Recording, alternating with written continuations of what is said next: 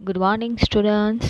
કંપનીનો અર્થ, કંપની એટલે શું, કંપનીની લાક્ષણિકતાઓ, તેના ફાયદા મર્યાદા એ બધું જાણ્યા પછી કંપની કેટલા બધા અલગ અલગ પ્રકારની હોય છે તેની આજે આપણે વિસ્તૃત માહિતી મેળવીશું. તો આજે આપણે કંપનીના પ્રકારો વિશે જોઈએ.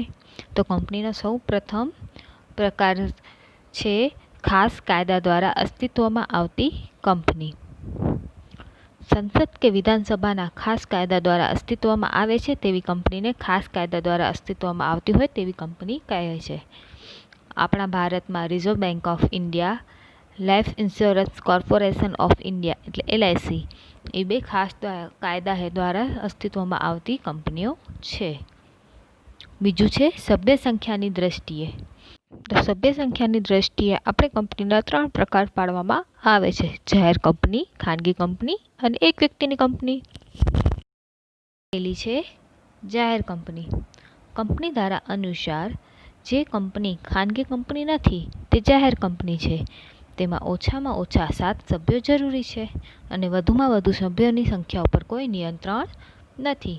આ કંપની તેના શેર અને ડિબેન્ચર ખરીદવા માટે જાહેર જનતાને એટલે આપણે બધાને પબ્લિકને આમંત્રણ આપી શકે છે.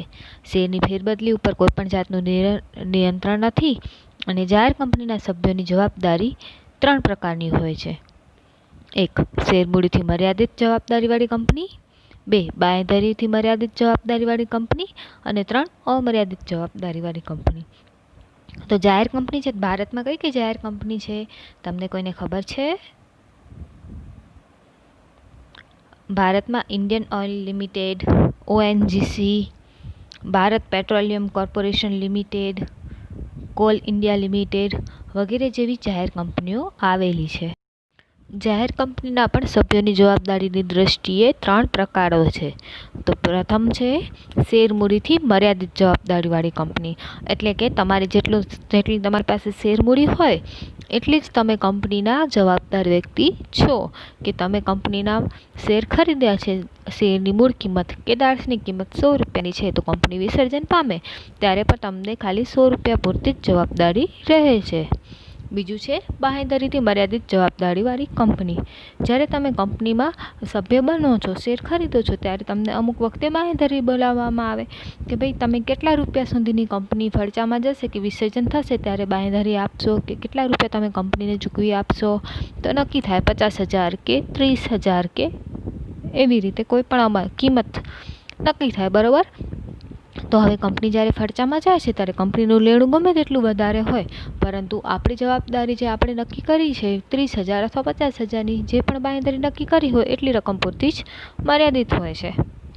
અને ત્રીજું છે અમર્યાદિત જવાબદારીવાળી કંપની. અહીં આપણી જવાબદારી છે એ ખૂબ અમર્યાદિત છે. આપણી શેરની સંખ્યા ભલે ને ઓછી હોય પરંતુ કંપનીનું દેવું ઘણું બધું હોય તો આપણને પોતાના અંગત રૂપિયા પણ આપીને આ લેણું ચૂકવવું પડે છે. સભ્ય સંખ્યાની દ્રષ્ટિએ કંપનીનો બીજો પ્રકાર છે ખાનગી કંપની. ખાનગી કંપની એટલે એવી કંપની જેના સભ્યોની સંખ્યા ઓછામાં ઓછી 2 અથવા વધુમાં વધુ 200 સુધી મર્યાદિત હોય. ખાનગી કંપનીના શેરની ફેરબદલી ઉપર નિયંત્રણ હોય છે.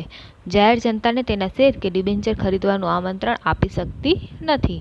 ખાનગી કંપનીના સભ્યોની જવાબદારીના પણ 3 પ્રકાર પાડી શકાય છે. જેવી રીતે આપણે જાહેર કંપનીના સભ્યોની જવાબદારીની દ્રષ્ટિએ પ્રકાર જોયા તેવી જ રીતે ખાનગી કંપનીના પણ સભ્યોની જવાબદારી હોય છે. તમને ખાનગી કંપનીમાં કઈ કઈ કંપની આવે છે ખબર છે? Tata steel, Rajesh export, Adani, HDFC bank બધી જ ખાનગી કંપનીઓ છે. હવે અમર્યાદિત જવાબદારીવાળી કંપની. સભ્યોની જવાબદારી તેમણે ખરીદેલા શેરની દાર્શનિક કિંમત કે મૂળ કિંમત પૂરતી જ હોય છે. તેના નામની છેડે પ્રાઇવેટ લિમિટેડ. જાહેર કંપની હતી તો ત્યારે એને નામના છેડે લિમિટેડ શબ્દ હતો અને હવે જ્યારે ખાનગી કંપની છે ત્યારે એના નામની છેડે પ્રાઇવેટ લિમિટેડ શબ્દ લખાય છે. બાંહેધરીથી મર્યાદિત જવાબદારીવાળી કંપની. તો કંપનીના સભ્યોની જવાબદારી તેમણે આપેલી બાંહેધરીની રકમ પૂરતી મર્યાદિત હોય છે. વિસર્જનના સંજોગોમાં સભ્યએ આપેલ બાંહેધરીની રકમ ચૂકવવી પડે છે. કંપનીના નામને છેડે પ્રાઇવેટ શબ્દ લખવો પડે છે. જાહેર કંપની હશે તો તે પોતાના નામના છેડે લિમિટેડ શબ્દ લખશે, પરંતુ જ્યારે ખાનગી કંપનીઓ હશે એ બધા પોતાના નામના છેડે પ્રાઇવેટ લિમિટેડ લખશે. અમર્યાદિત જવાબદારી કંપની, જેમાં સભ્યોની જવાબદારી મર્યાદિત હોય છે, જેની સભ્યોની અમર્યાદિત હોય છે, તેનામાં કોઈ લિમિટ હોતી નથી. કંપનીની મિલકતો કરતાં દેવા વધી જાય તો અંગત રીતે જ સભ્ય જવાબદાર બને છે અને કંપનીના સંજોગોમાં વિસર્જનના સંજોગોમાં અંગત મિલકતોમાંથી પણ હિસ્સો આપવો પડે છે. આવી કંપનીઓના નામના છેડે પ્રાઇવેટ શબ્દ લખેલો હોય છે. એટલે ખાનગી કંપની અને જાહેર કંપનીનો સૌથી મોટો તફાવત તમે સમજી ગયા ને મિત્રો, કે જાહેર કંપની છે એ પોતાના નામના છેડે જાહેર કંપની પોતાના નામના છેડે લિમિટેડ શબ્દ લખે છે, પરંતુ જ્યારે ખાનગી કંપની હોય છે તે પોતાના નામના છેડે પ્રાઇવેટ લિમિટેડ શબ્દ વાપરે છે. સભ્ય સંખ્યાની દ્રષ્ટિએ કંપનીનું ત્રીજું પ્રકાર એક વ્યક્તિની કંપની, વન પર્સન કંપની. બરાબર, એને આપણે ખાનગી કંપની પણ કહી શકીએ, કેમ કે એનું સંચાલન પોતે કરે છે, સભ્ય પણ પોતે જ હોય છે. કંપની સાથે એ સભ્ય છે એ કંપની સાથે પોતે જ કરાર કરે છે, કંપની વતી પોતે જ બધું કાર્ય કરે છે અને તેની જવાબદારી કંપની માટે અમર્યાદિત હોય છે. બરાબર, એક કંપનીની એટલે એવી કંપની કે જેમાં એક વ્યક્તિ સભ્ય તરીકે હોય. એક વ્યક્તિ કંપનીમાં સંચાલક હોય તેવા એક સભ્ય સાથે કરાર કરી શકે છે. એક વ્યક્તિની કંપનીમાં આવી વ્યક્તિની લેખિત સંમતિ જરૂરી હોય છે. ઉપરાંત કંપનીની નોંધણી વખતે આવેદનપત્ર અને નિયમનપત્ર કંપની રજિસ્ટ્રાર સમક્ષ રજૂ કરવા પડે છે. અને એક વ્યક્તિની કંપનીની રચનાની જોગવાઈ 1956ના કંપની ધારામાં નથી આવેલી, પરંતુ 2013નો જે નવો કંપનીનો નિયમન આવ્યો તેનામાં આ કંપની ધારાની જોગવાઈ આવેલી છે, જેના અનુસાર ખાનગી કંપનીમાં એક વ્યક્તિની કંપની પણ હોઈ શકે. તો Adani power limited, Ajanta commercial એવી બધી કંપનીઓ છે એ એક વ્યક્તિની કંપની છે. બરાબર, વર્ચસ્વની દ્રષ્ટિએ કંપનીના 3 પ્રકાર પાડવામાં આવે છે. એક સરકારી કંપની, બીજું શાસક કંપની અને ત્રીજું ગૌણ કંપની.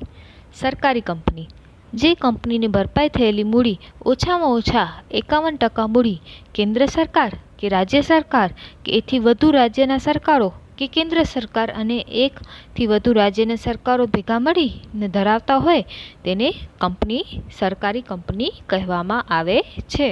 એટલે અહીં કંપનીની જેટલી પણ મૂડી ભેગી થાય છે એ બધી મૂડીનો કુલ 51%નો હિસ્સો સરકારનો હોય છે. પછી તે ગમે એક રાજ્યની સરકાર હશે કે એકથી વધારે રાજ્યની સરકારો હશે કે કેન્દ્ર સરકાર હશે, ગમે તે સરકાર હશે તેની 51%થી વધારે શેર મૂડી ધરાવશે તો તે કંપની સરકારી કંપની કહેવાશે. જેનામાં Ashok hotel limited, Bharat electronics limited bhel, મહાનગર ટેલિકોમ નિગમ લિમિટેડ MTNL અને BSNL, ભારત દૂરસંચારવાળો. બરાબર, પછી આવે છે બીજું શાસક કંપની. કોઈ એક કંપની બીજી કંપનીના 50% કરતાં વધુ શેર ધરાવતી હોય અને કંપનીની બહુમતીની સંચાલકોની નિમણૂકનો અધિકાર ધરાવતી હોય તો તેને શાસક કંપની કહે છે. જેમ સરકારી કંપનીમાં 51%થી વધારે શેર મૂડી સરકારની હોય છે, એવી રીતે એક કંપની જે છે એ બીજી કંપનીના 51%થી વધારે શેર ખરીદી લે છે. પરિણામે તે કંપનીની શાસક પોતે કરે છે. એ કંપનીમાં પોતાના નિયમો, પોતાની કંપનીના નિયમો, પોતાનું અનુશાસન, પોતાની કાર્યશૈલીનો ઉપયોગ થાય છે, એટલે કે તેને શાસક કંપની કહે છે. અને ગૌણ કંપની, આપણે જે કંપનીના શેર 51%થી વધુ ખરીદ્યા છે તેવી કંપનીને ગૌણ કંપની કહે છે.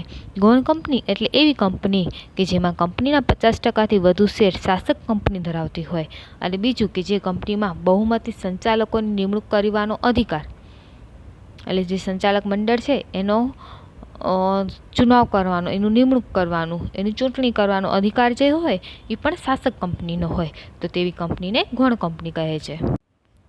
હવે આવે છે ડી, નોંધણીના સ્થાનની દ્રષ્ટિએ. તો નોંધણીના સ્થાનની દ્રષ્ટિએ કંપનીના 2 પ્રકાર પડે છે. એક તો આપણી ભારતીય કંપની અને જે ભારત બહારની કંપની છે તેવી વિદેશી કંપની. બરાબર, તો ભારતીય કંપનીમાં કઈ કંપની આવે? ઇન્ડિયન ઓઇલ, પેટ્રોલિયમ, બરાબર, SBI, ટાટા, એ બધી જ આપણી ભારતીય કંપની છે. એટલે કે જે કંપનીની નોંધણી ભારતમાં ભારતીય કંપની ધારા હેઠળ કે કરેલા ખાસ કાયદા હેઠળ થઈ હોય તેવી કંપનીને ભારતીય કંપની કહે છે. ભારતીય કંપની જાહેર કંપની, ખાનગી કંપની કે સરકારી કંપની હોઈ શકે છે. હમણાં જ આપણને ખબર છે કે આપણે જો બજારમાં જઈએ, આપણે કોઈ વસ્તુ ખરીદવી હોય, હમણાં ગરમી બહુ હતી તો આપણને એસી ખરીદવાની જરૂરત હોય, તો એસીમાં ઘણા બધી કંપનીઓ અલગ અલગ આવે છે. સેમસંગ છે, બ્લુ સ્ટાર છે, એમ ઘણી જ બધી કંપનીઓ આવે છે. તો આપણે એનામાં સર્ચ મારીએ કે કઈ કંપની ચાઇનાના નથી અને કઈ કંપની ઇન્ડિયાની છે. તો જેનામાં આવશે ઇન્ડિયાની કંપની હશે તો એનામાં બ્લુ સ્ટાર આવી શકે છે, વોલ્ટાસ આવી શકે છે. એવી બધી કંપનીઓ ભારતીય કંપની છે. અને વિદેશી કંપની, જે કંપનીની નોંધણી ભારતની બહાર થઈ હોય, જેની રજિસ્ટર ઓફિસ ભારતમાં ન હોય, જેનું ધંધાનું સ્થળ ભારતમાં હોય, તેવી કંપનીને વિદેશી કંપની કહે છે. જેમ કે માઇક્રોસોફ્ટ છે, ફોર્ડ કંપની છે, ઈબે છે, બરાબર, એ બધી જ વિદેશી કંપનીઓ છે. તો વિદ્યાર્થી મિત્રો, આજે આપણે કંપનીના પ્રકારો વિશે અભ્યાસ પૂર્ણ કર્યું.